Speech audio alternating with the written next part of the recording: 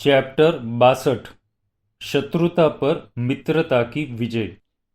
राष्ट्रपति Abraham Lincoln अपने मित्रों के प्रति जितने विनम्र एवं मधुर थे, उतने ही वे शत्रु के प्रति भी उदार और सहृदय थे। इसी कारण अनेक बार वे अपने शत्रुओं को भी मित्र की तरह घर बुलाते थे, आदर के साथ बातचीत करते हुए स्नेह प्रदर्शित करते थे।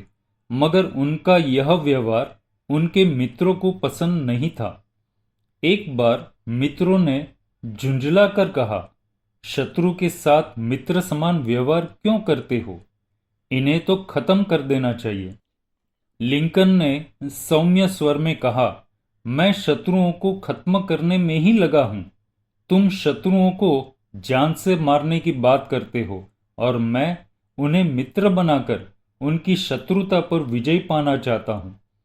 शत्रुता व कटुता को मैत्री एवं स्नेह से समाप्त करना यह अहिंसक उपाय कारगर है।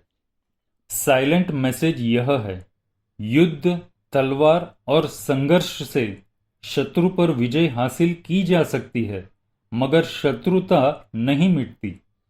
सद्भावना और मैत्री ही शत्रुता को हराने का अचूक उपाय है।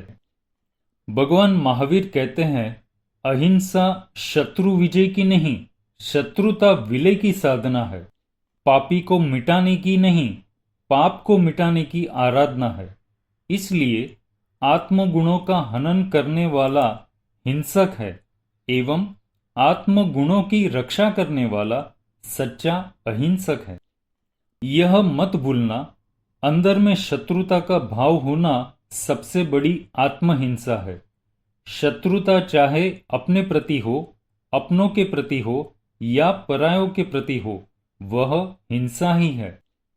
सावधान, हिंसा में प्रवृत्त होना भी हिंसा है और हिंसा से विरत नहीं होना भी हिंसा ही है। वैर, द्वेष आदि के शत्रु भावों का उद्भव ही हिंसा है। फिर चाहे वह बाहर में युद्ध करे या न करे, अन्य जीवों की घात करे या न करे, मगर वह हर पल अपनी आत्मा का घात करता है। जिन वाणी कहती है, जहां दुश्मनी है, कलह और अनबन है, वहां वैर विरोध की आग भभकती रहती है। इसी कारण आज दुनिया में निरंतर 24/7 प्राणवध हो ही रहा है। एक बार विचार करो, क्या विकार का होना ही हिंसा है? विकार दूसरों को देखकर होते हैं, किंतु दूसरों में नहीं होते, अपने भीतर होते हैं। क्या इसलिए आत्महिंसा होती है? गहराई पूर्वक समझना यह है, आत्मा ही हिंसा है और आत्मा ही अहिंसा है। आत्मा की अशुद्ध परिणति हिंसा है एवं शुद्ध परिणति अहिंसा है। अपने अस्तित्व का आदर नहीं करना, मूल्यांकन नहीं करना आत्महिंसा है, जो अज्ञानतावश निरंतर हो रही है।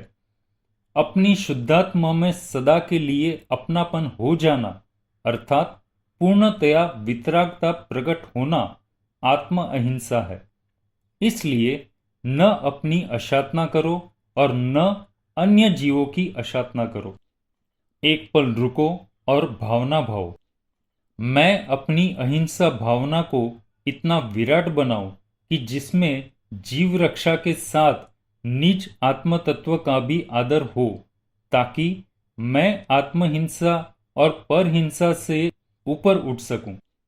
भगवान महावीर ने हिंसा और अहिंसा के सीमा क्षेत्र को समझने के लिए हिंसा के 3 रूपों को समझाया है।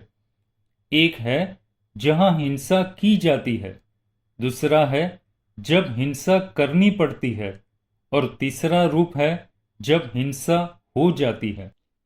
यदि प्रैक्टिकल धरातल पर बात करें तो अहिंसा को जीवन में उतारने के अनेक स्तर हो सकते हैं। इस आधार पर 3 प्रकार का जीवन है। हिंसामय जीवन, हिंसा अहिंसा की जहां कोई भेद रेखा नहीं होती, बिना प्रयोजन किसी को सताना, दूसरों का स्वत्व छीनना, अपने तुच्छ स्वार्थ के लिए मनमाना प्राणवध करना, द्वेष या लालच से दूसरों पर आक्रमण करना हिंसामय जीवन है। अल्प हिंसामय जीवन, हिंसा को कम से कम करने का प्रयास करना। जिसके जीवन में हिंसा का अल्पीकरण हो, उसे हिंसा में परवशता का भान रहता है। इसके लिए अहिंसा अणुव्रत का विधान है, ताकि जीवन में अहिंसा का अभाव न हो। ध्यान दे, जब हिंसा की नहीं जाती और हो जाती है तो उसे हिंसा की श्रेणी में नहीं रखा जाता, क्योंकि इसमें हिंसा से बचने की भी सावधानी रखी जाती है। अहिंसामय जीवन, इसमें हिंसा का पूरा त्याग किया जाता है। भाव हिंसा अर्थात राग द्वेषादि विकार का पूर्ण क्षय, जो परम अहिंसा है, वह वितराग भगवान के जीवन में है। उस तक पहुंचने की साधना श्रमण जीवन में ही संभव है। अतः ऐसे अहिंसामय जीवन के लिए भावना निरंतर भाते रहना चाहिए। जियो और जीने दो। जीव मात्र को मैं शुद्धात्मा मान सकूं, ऐसी आत्म जागृति सतत रखना।